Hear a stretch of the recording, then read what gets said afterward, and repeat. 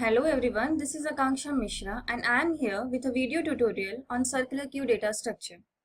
In our previous lecture, we came across linear queue data structure, its basic operations and its limitations. In this video, I will be talking about circular queue. As we know that if in simple queue, a rear that is used for insertion, it reaches the n-1 that is maximum size of my queue. Even though the elements from the front are deleted and the occupied space is free, it's not possible to add any elements. If I want to insert an element 60, we cannot because our n is equal to 5 and rear is at the index 4. So this space cannot be utilized. In order to overcome this limitation of a linear queue, we have the concept of circular queue.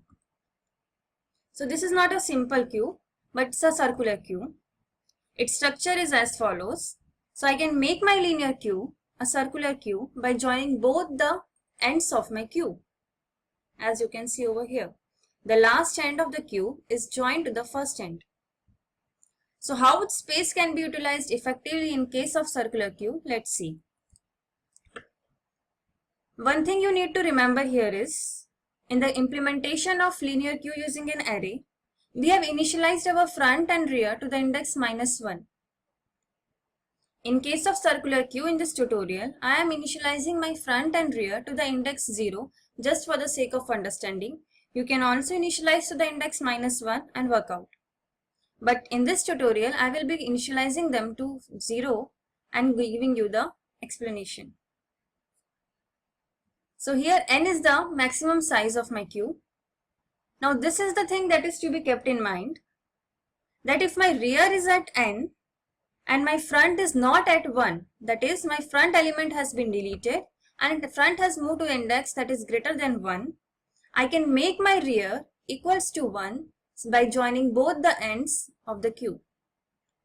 In simple words, first element of the queue becomes the rearmost element, that is the last added element, if and only if front has moved forward. For the better sake of understanding of this, let's consider an example. So let us consider that I am implementing a circular queue of size 5, that is n is equal to 5. Now since it is my first time implementation, I have not added any element, so I have initialized my front and rear to the value 0. Now let's add an element into this circular queue.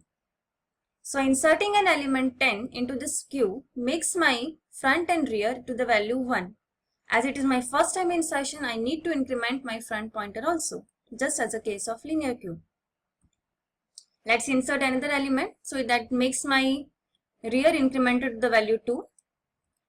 Inserting the element 20 makes my rear incremented to the value 3. Inserting 70 makes the rear incremented to the value 4. Now let's try deleting an element of this from this circular queue. So as we know that deletion is done using front, so let's delete an element and increment the front. So here the element 10 is deleted, that was the first added into the queue, and in the value of front is incremented to the 2. Let's insert another element into this queue.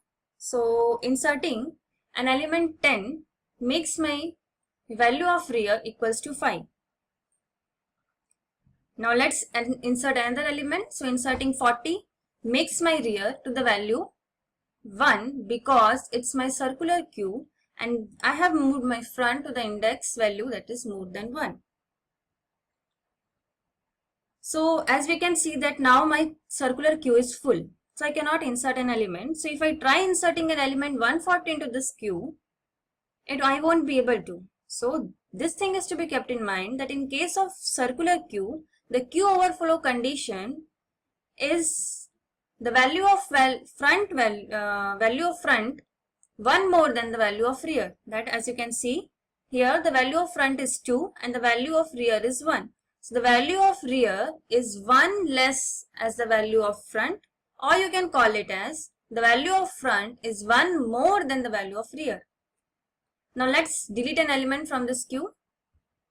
So deleting an element makes my front to the value 3 Deleting the next element marks my front to the value of 4. Now deleting another element makes my value of front equals to 5.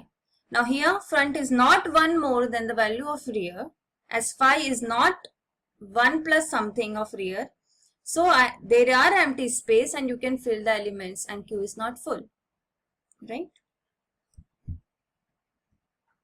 So here is an algorithm that is highlighting on the insertion and deletion operation on a circular queue. Let's begin working on insertion algorithm.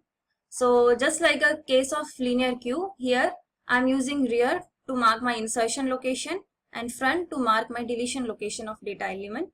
N is the maximum queue size and I am initializing both my front and rear pointer variables to the value 0. So if front and rear are 0, let's increment the front and rear and then insert the element at queue of rear. And if the value of front is equal to 1 and rear is at the last index, or the value of front is 1 more than the value of rear, it's my queue overflow condition and I need to return. Now this is a deletion algorithm. In order to delete an element, I need to make use of front pointer variable, right? So if my front is at index 0, that means there is no element in my queue and it's queue underflow condition. And I can get out of it. Otherwise, I can delete an element from this queue by using the following steps. That is, if my front is at the last element, I can delete my last element by pointing my element to the front value and I can directly move on my front to the value 1. Or the other way around can be, if my front and rear both are at the same value, that means there is only one element in my queue, I can delete that particular element and I can make my both front and rear back initialized to the value 0 or 1, whatever you want to say it. Alright. So this was all about the simple understanding of circular queue operations. The implementation of the code would be covered in the next lecture. That's all in this lecture. Thank you.